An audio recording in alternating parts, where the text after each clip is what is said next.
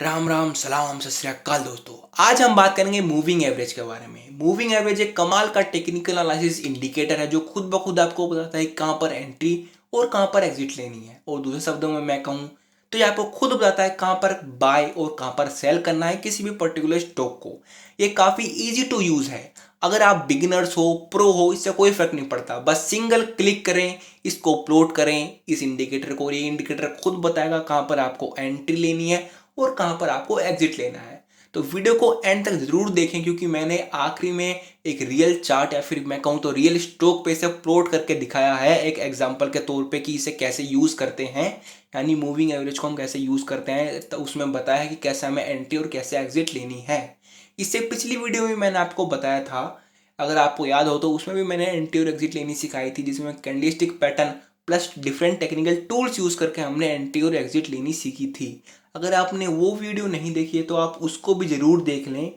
और चलिए शुरू करते हैं आज की इस वीडियो को मूविंग एवरेज की और सीखते हैं मूविंग एवरेज के बारे में, क्या होता है मूविंग एवरेज। सपोज कीजिए चिंटू है, चिंटू भाई साहब को क्रिकेट खेलना बहुत पसंद है हमारे, तो हम इसके रनों का एवरेज निकालेंगे पर ओवर और ये अनुमान लगाएंगे कि आने वाले ओवर में ये कैसा प्रदर्शन इसका रहेगा, इसका अनुमान लगाते हैं। तो सपोज कि चिंटू ने पहले ओवर में 10, दूसरे ओवर में 20 और तीसरे ओवर में 5, चौथे में 15, इसका हम एवरेज निकालते हैं, एवरेज 10 आता है। अब सिंपल मैथमेटिक्स है, छठी क्लास का पर्सन है, एवरेज निकालना आता होगा। अब मैं सपोज करता हूं कि इसमें 5वां ओवर चिंटू खेलता है, पर जो मैं एवरेज निकालना चाहूंगा वो केवल 4 ओवरों का निकालूंगा, यानी पिछले 4 का निकालूंगा, 5 का नहीं निकालूंगा। तो अब चिंटू ने 5 ओवर खेला और चिंटू ने 13 रन बनाए। तो अब मैं इसका फिर से एवरेज कैलकुलेट करूंगा तो ये 12 आएगा, यानी ये बढ़ता दिखाई देगा। असल में चिंटू पिछले 4 ओवरों में जैसा प्रदर्शन करता है आने वाले अगले ओवर में ही ठीक उसी की तरह प्रदर्शन करता है। तो यहाँ पर इसका एवरेज है वो बढ़ता दिखाई दे रहा है। तो मैं समझता हूँ कि चिंटू आने वाले मैच में भी आने वाले ओवर में अच्छा प्रदर्शन करेगा। इसी को हम मूविंग एवरेज कहते हैं, यानी जो एवरेज है वो हमारा मूव कर रहा है। ऐसी ठीक रूल हम स्टॉक मार्केट में अप्लाई करते हैं। सपोज कीजिए कोई भी XYZ स्टॉक है, ये number of days plus closing price है। वैसे तो मैं क्लोजिंग प्राइस को ही प्रीफर करते हैं, हम किसी पे भी ले सकते हैं, ओपन हाई लो पे भी ले सकते हैं, पर मोस्ट ऑफ द ट्रेडर्स और इन्वेस्टर और मैं खुद भी क्लोजिंग प्राइस को ही प्रीफर करता हूँ।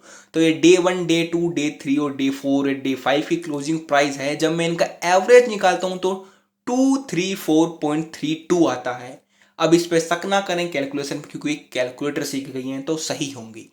अब ध्यान से सुनिए, अब छठे दिन आता है डे 6 पे 212.45 पे ये क्लोज होता है। अब मुझे फिर से 5 दिन का ही एवरेज चाहिए और इसका एवरेज 230.69 आता है, जो कि पिछले 5 दिनों के एवरेज से कम आ रहा है। तो इसके मुताबिक इसका मतलब ये है कि आने वाले कुछ दिनों में मार्केट डाउन रहेगा, फिर मैं कहूँ तो XYZ का जो स्टॉक है वो डाउन रहेगा, क्योंकि इसका जो मूविंग एवरेज है वो कम आया है पिछले 5 दिनों के मुकाबले। इसी को हम सिंपल मूविंग एवरेज भी कहते हैं। और आपको याद होगा हमने वॉल्यूम वाली वीडियो में सिंपल मूविंग एवरेज का यूज करा था, जिसमें हमने पिछले 10 दिनों का एवरेज वॉल्यूम निकाला था, कैलकुलेट किया था। अब एक बात और भैया, हम पेंसिल लेकर तो बैठेंगे नहीं और हर दिन का मूविंग एवरेज निकालेंगे, इससे तो भैया बहुत टाइम लग जाएगा। भैया इसके लिए तो इंडिकेटर होते हैं, चिंता क्यों करते हो, अभी सिखाऊंगा इंडिकेटर में कैसे यूज होता है। पर अभी के लिए जो हम सीखेंगे इसमें ऐसे में नहीं सीखेंगे, बल्कि हम इसमें सीखेंगे EMA। अब ये EMA क्या होता है? EMA होता है exponential moving average. Exponential moving average SMA का थोड़ा सा अपडेटेड वर्जन है। अब की ओर मैं कहूँ तो दूसरे शब्दों में कि EMA SMA के मुताबिक ज़्यादा सटीक जानकारी देता है। अभी ज़्यादा सटीक जानकारी क्यों देता है? इसलिए देता है क्योंकि EMA पिछले दिन के प्राइस को ज़्यादा वेटेज देता है। यानी सपोज कीजिए अगर आज 30 तारीख का मैं पिछले 5 दिनों का मूविंग एवरेज निकालूं तो EMA खुद ब खुद 29 तारीख के क्लोजिंग प्राइस को सबसे ज़्यादा वेटेज, 28 को उससे कम, 27 को उससे कम, और फिर ऐसे रिपीट करके फिर मूविंग एवरेज निकालता है। और मैं कहूँ तो EMA ज़्यादा सटीक जानकारी देता है, तो हम इस वीडियो में EMA का ही यूज़ करेंगे और एक्सपोनेंशियल मूविंग का ही यूज़ करेंगे। अब इसकी एप्लीकेशन है EMA क्रॉसओवर। EMA क्रॉसओवर में क्या होता है, इसमें हम 2 दिन का EMA यूज़ करते हैं। सपोज कीजिए एक एग्जाम्पल के तौर पर समझाता हूँ, 25 दिनों का EMA और 50 दिनों का EMA जब हम प्लॉट करते हैं तो वो कुछ इस तरह दिखाई देता है। ध्यान से देखिए, जो ये येलो वाली लाइन है ये 50 दिनों का ईएमआई है और जो ब्लू वाली लाइन है वो 25 दिनों का ईएमआई है। ये 50 दिनों वाला ईएमआई है थोड़ा सा लेट रेस्पॉन्स करेगा क्योंकि उसमें ज़्यादा दिनों का कैंडल है, और 25 दिनों वाला ईएमआई थोड़ा सा जल्दी रेस्पॉन्स करेगा क्योंकि उसमें कम दिनों का कैंडल है। और जब जब ये ब्लू लाइन इस येलो लाइन को कट करेगी तो आपको बाय करना है, और जब जब ये ब्लू लाइन या फिर 25 दिनों वाली कम वाली लाइन नीचे आ जाएगी आपको सेल करना है। अब ये जरा ध्यान से देखिए, ये कुछ और तरह के भी कॉम्बिनेशन में दिखा रखे हैं। अगर आपको कुछ दिनों के लिए ट्रेड करने हैं तो आप 9 और 21 डे ऐसा कर सकते हैं, कुछ हफ्तों के लिए करनी है तो 25 से 50 का कर सकते हैं, कुछ महीनों के लिए करनी है तो 50 से 100 दिन का ईएमआई यूज कर सकते हैं, और कुछ फिर मैं कहूँ तो सालों के लिए करनी है तो 100 से 200 डे का ईएमआई भी यूज कर सकते हैं। अब इन सारे कॉम्बिनेशन को आप नोट डाउन भी कर सकते हैं। अब भैया सबसे बड़ी बात जो आती है, भैया नहीं यूज़ कैसे करें, यूज़ करना तो बता दे। चिंता मत करो भैया, बता रहा हूँ, रुक तो जाओ। अब से ध्यान से देखो, ये है रियल चार्ट पे आपको प्लॉट करके दिखाता हूँ। सिप्ला का रियल चार्ट है, 1 डे का। ये मैंने चार्ट खोला हुआ है, इसमें देखते हैं कि ईएमआई की ड्रॉ कैसे करते हैं। आपको सिंपल स्टडीज में जाना है, इसमें जाना है मूविंग एवरेज में। मूविंग एवरेज पे आपको जाना है, क्लिक करना है। और यहाँ पर आपके सामने चार्ट सा खुलाएगा, आपको 50 दिनों का ये पीरियड है। मैं 25 और 50 का ईएमआई ड्रॉ करके दिखा रहा हूँ। सिंपल की जगह टाइप में आपको यहाँ पर सिंपल की जगह आपको एक्सपोनेंशियल यूज करना है। सिंपल की जगह एक्सपोनेंशियल आपको क्लिक कर देना है। 50 दिनों का है, क्लोजिंग प्राइस पे है। इसको मैं रेड ही रखूंगा, आप कोई से कलर का यूज कर सकते हो। तो यानी 50 का तो लग गया, अब 25 का और लगाना है मेरे को। अब मैं फिर से मूविंग एवरेज पे जाऊंगा, फिर से क्लिक करूंगा। अब यहाँ पर 50 दिनों का जो टाइम पीरियड है इसे 25 का कर दूंगा, और क्लोज है रहेगा, क्लोज पे ही है। सिंपल सिंपल की जगह एक्सपोनेंशियल कर दूंगा, और इस बार मैं रेड कलर की जगह व्हाइट कलर चुन लूंगा। अब ये लग गया भैया हमारा 25 इंटू 50 डे का ईएमए। अब ध्यान से देखें, जब जब व्हाइट लाइन रेड लाइन को कट करेगी या फिर मैं कहूं ऊपर की तरफ जाएगी तो आपको एंट्री लेनी है, और जब जब रेड लाइन व्हाइट लाइन के ऊपर जाएगी तो आपको एग्जिट लेना है। तो यहाँ पर देखिए ध्यान से, व्हाइट लाइन यहाँ पर आपको कटती दिखाई देगी रेड के यहाँ पर, तो आपको यहाँ पर एंट्री ले लेनी है। यहाँ पर देखिए, यहाँ पर आपको एंट्री लेनी है। व्हाइट लाइन ऊपर कट करा रेड के, तो आपको यहाँ पर एंट्री लेनी है। आपको एंट्री यहाँ पर 950 पे लेनी, आसपास यहाँ पर मिल जाएगी। अब एग्जिट जो लेनी है जब रेड लाइन ऊपर आ जाएगी व्हाइट लाइन की, तब आपको एग्जिट लेनी है। तो यहाँ पर हम एग्जिट ले लेंगे।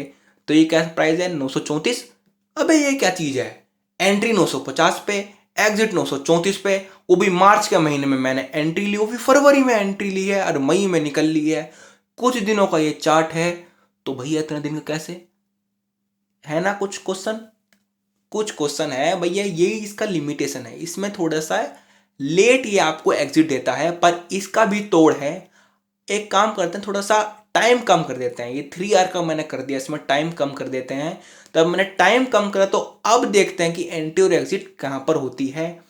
वही मार्च, इस पहले फरवरी में, तो इस बार मार्च में आ गई है मेरी। थोड़ा मिड मार्च में एंट्री है, और एग्जिट भी इस बार मेरी ठीक है, ज़्यादा लेट एग्जिट नहीं मिली है इस बार। तो यानी आपको एक बात समझ में आई कि टाइम फ्रेम का फर्क पड़ता है। यानी जो भी आप टाइम पीरियड यूज करेंगे, XYZ 9-21 का कर रहे हैं, 25-50 का कर रहे हैं, फिर 50-100 का कर रहे हैं, तो उसमें सब में आपको टाइम फ्रेम का बहुत ज़्यादा ध्यान देना है।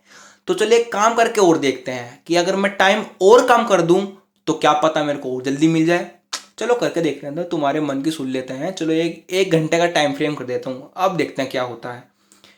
अब 1 घंटे का टाइम फ्रेम कर दिया है, तो एंट्री जो मेरे को वहाँ पर ही, एंट्री में ज़्यादा अंतर नहीं पड़ा है मेरे को, वही मार्च में मिल रही है। पर एग्जिट मुझे इस बार काफ़ी पहले मिल रही है, बहुत पहले मिल रही है। तो क्या ये सही चीज़ है? थोड़ा आगे तो देखो भैया, आप जैसे टाइम फ्रेम कम करते हो साइडवेज में फंस जाते हो। इन्हें साइडवेज कहते हैं। यहाँ ध्यान से देखियो, यहाँ पर ध्यान से देखो, व्हाइट लाइन कट करी, फिर अचानक से नीचे गई, फिर कट करी, फिर अचानक से गई। तो भैया इसमें तो आप एंट्री ले ही लोगे ना जब भी व्हाइट लाइन ऊपर की तरफ जाएगी।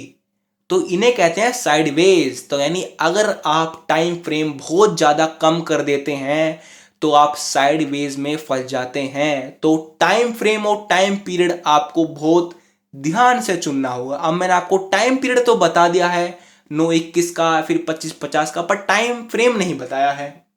टाइम पीरियड तो बता दिया, टाइम फ्रेम नहीं बताया।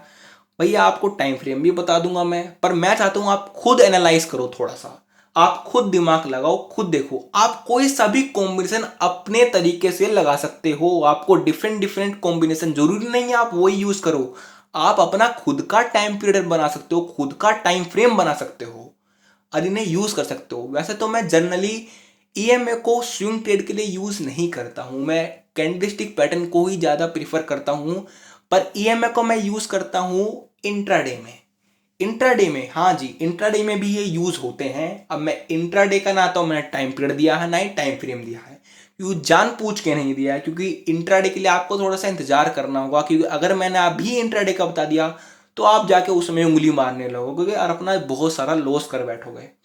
तो उसके लिए आपको थोड़ा सा इंतजार करना होगा। और हाँ, अगर आपको डाउट रहता है टाइम फ्रेम में, अगर आपको टाइम फ्रेम ढूंढने में थोड़ी सी दिक्कत आती है तो आप कमेंट सेक्शन में मेरे को बता सकते हैं, मैं आपको टाइम फ्रेम भी अवेलेबल करवा दूंगा। अब आखिरी में बहुत जरूरी काम भाई, चैनल को सब्सक्राइब करें, वीडियो को लाइक करें, ऐसे शेयर भी कर दें, अपने दोस्तों को बताएं। और आपका कोई डाउट है तो कमेंट सेक्शन में उसे भी पूछ लें और घंटी वाले आइकन को भी दबा दें भाई, कर लो सब्सक्राइब।